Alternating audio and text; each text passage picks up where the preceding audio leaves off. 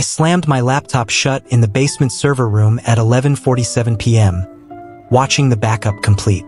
My name is Trevor Walsh, 38 years old, and I just spent the last 6 years building something I was genuinely proud of. Tomorrow night, Apex Digital Solutions would launch the largest client management platform in the healthcare industry. 500 guests were expected at the Hilton downtown. Major hospital networks, insurance companies, investors. This was supposed to be my moment. Except the new director, Kyle Brennan, had other plans. I'd been the lead software architect at Apex since 2019, employee number 7 in a company that now had 140 people. I designed the core infrastructure, hired most of the development team, and spent countless nights making sure our platform could handle millions of patient records without crashing. The CEO, Martin Rhodes, used to call me the backbone of the company. That was before the board brought in Kyle 6 months ago to professionalize operations and prepare for acquisition. Kyle was 41, Harvard MBA, came from a Fortune 500 consulting firm where he'd apparently made a name for himself cutting costs and restructuring departments. He wore expensive suits, drove a Tesla Model S, and had a corner office he redecorated the first week. Martin said we needed someone with Kyle's experience to take us to the next level. What Martin didn't say was that Kyle saw people like me as obstacles to his vision. The problems started in March. Kyle began hosting executive meetings I wasn't invited to anymore. Strategy sessions that used to include all department heads suddenly became C-suite only. When I asked Martin about it, he said Kyle was just establishing new communication protocols. Nothing to worry about.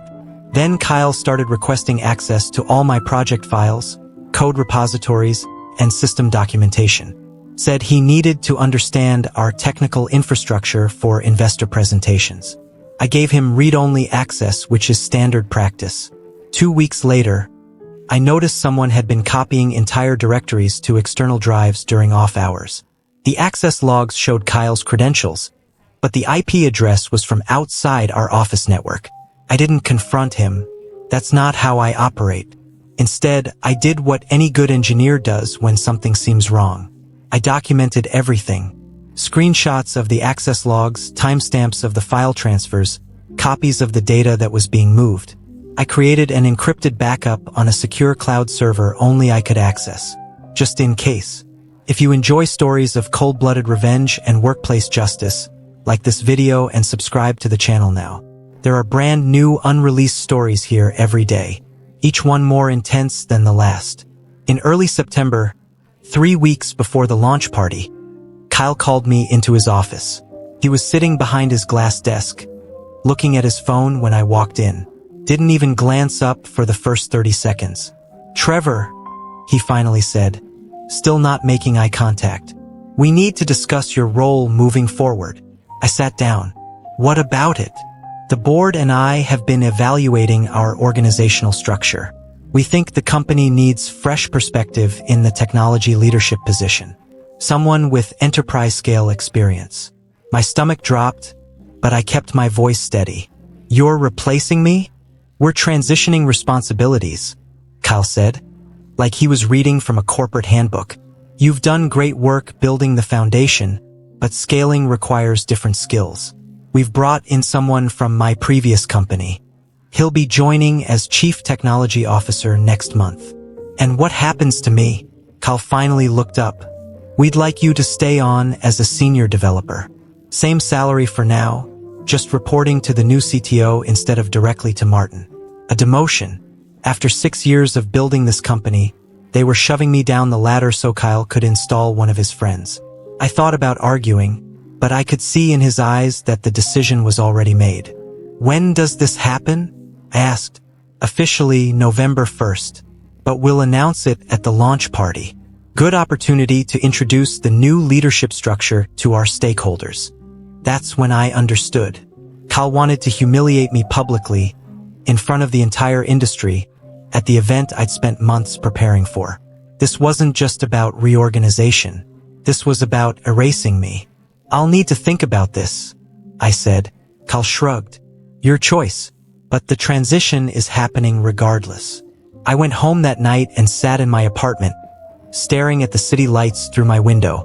My girlfriend, Amanda, asked what was wrong. I told her everything. She was furious, wanted me to quit immediately, find a lawyer, sue for wrongful termination. But I wasn't being terminated. I was being demoted, which is perfectly legal. And quitting would mean walking away from the platform I'd built, the team I'd assembled, everything I'd worked for. So what are you going to do? Amanda asked. I'm going to let him think he won, I said. And then I'm going to remind him who actually built this company. Over the next 3 weeks, I prepared.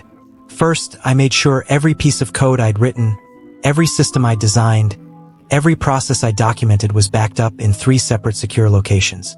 Then I reviewed our employment contracts and intellectual property agreements with a lawyer friend named Oscar.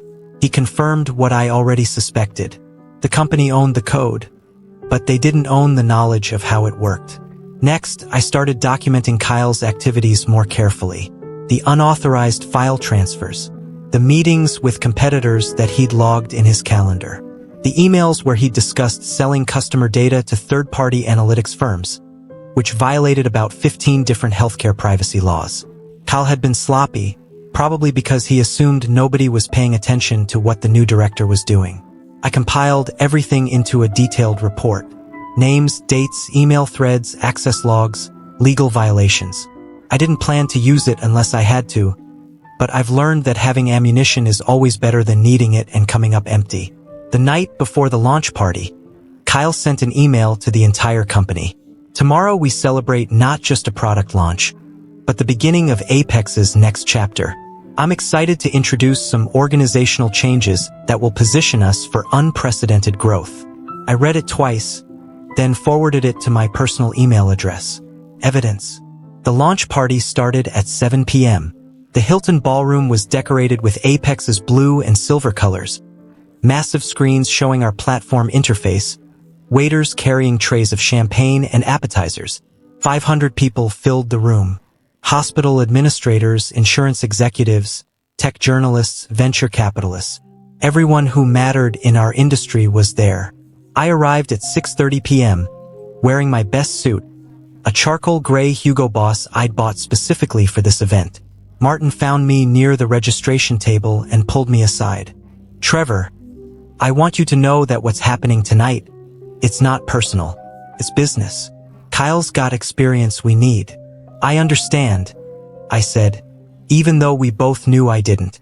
You'll still be crucial to the team, Martin continued, looking uncomfortable. Your technical knowledge is irreplaceable. We'll see, I said. At 7:15, Kyle took the stage. He looked confident, commanding, exactly like someone who'd spent his career presenting to boardrooms. He talked about Apex's journey, our innovative platform, our vision for transforming healthcare technology. He thanked Martin, thanked the investors, thanked the development team in general terms without naming anyone specifically. Then he got to the part I'd been waiting for. As we enter this exciting new phase, I'm thrilled to announce some leadership changes that will strengthen our capabilities. Effective November 1st, we're bringing in someone with tremendous enterprise experience to lead our technology division as Chief Technology Officer. Please welcome, from my former company, Dominic Torres. A man I'd never met walked onto the stage. Tall, early 40s, expensive suit. He shook Kyle's hand while cameras flashed. The audience applauded politely. Kyle continued. This transition allows us to leverage Dominic's expertise, while recognizing the great foundation built by our existing team. Trevor Walsh, who many of you know as our lead architect, will continue contributing as a senior developer. The way he said it made it sound like a promotion instead of what it actually was. Some people in the audience who knew me looked confused. I saw my team members near the back, their faces showing shock and anger. More applause, though less enthusiastic this time. Kyle was wrapping up his speech when I did something he wasn't expecting. I walked onto the stage. The room went quiet. Kyle turned, surprised, trying to figure out what I was doing. I took the microphone from the podium before he could stop me. I appreciate Kyle's kind words, I said, my voice steady and clear through the sound system. And I'm sure Dominic is very qualified. But before we celebrate this new chapter, I think everyone here deserves to know some facts about how we got to this moment. Kyle's face went pale. He reached for the microphone, but I stepped back. 6 months ago, Kyle Brennan became our director. Since then, he's been systematically copying proprietary code and system documentation to external servers. The access logs are time-stamped and verified. He's held unauthorized meetings with 3 of our competitors, discussing features and pricing strategies that are confidential. And most concerning, he's proposed selling anonymized patient data to analytics firms, which violates HIPAA regulations and could expose this company to millions in fines. The room erupted. People were pulling out phones, journalists were recording, hospital executives were looking at each other with alarm. Kyle was shouting something, but the sound system drowned him out. I pulled out my phone and held it up. Everything I just said is documented. Time-stamped emails, server logs, meeting notes from Kyle's own calendar. I forwarded copies to the board of directors, our legal counsel, and as of about 30 seconds ago, the Department of Health and Human Services Compliance Division. Martin was pushing through the crowd toward the stage. Security guards were moving in my direction. But I wasn't done. I spent 6 years building the platform you're all here to celebrate tonight. I designed the security protocols that protect patient information. I wrote the code that processes millions of records. And I did it because I believed in this company's mission. But I won't stand by while someone compromises everything we've built just to pad their resume and help their friends. I set the microphone down and walked off the stage. The ballroom was chaos. Kyle was being surrounded by board members, all of them shouting questions. Martin looked like he'd been hit by a truck. Dominic Torres was trying to leave through a side exit. I walked straight out the main doors, past the registration tables, into the parking garage. Amanda was waiting by my car, exactly like we'd planned. "How'd it go?" she asked. "About as expected," I said. We drove to a bar 3 blocks away and ordered drinks. My phone was exploding with calls and messages, but I ignored them. Around 9 p.m., Oscar called. I picked up. "Trevor, what the hell did you just do?" "Told the truth," I said. "Well, the board is in emergency session right now. Kyle's been suspended pending investigation. Martin called me asking if you'd meet with them tomorrow morning." "What do they want?" "Damage control. They're terrified about the HIPAA violations. If that gets out publicly, every hospital contract we have is at risk. They need you to explain what you know and probably help fix whatever Kyle broke." I thought about it. "Tell them I'll meet at 10 a.m. But I want everything in writing. My terms, my conditions." "What terms?" "I'll send you a list tonight." After Oscar hung up, I pulled out my laptop and started typing.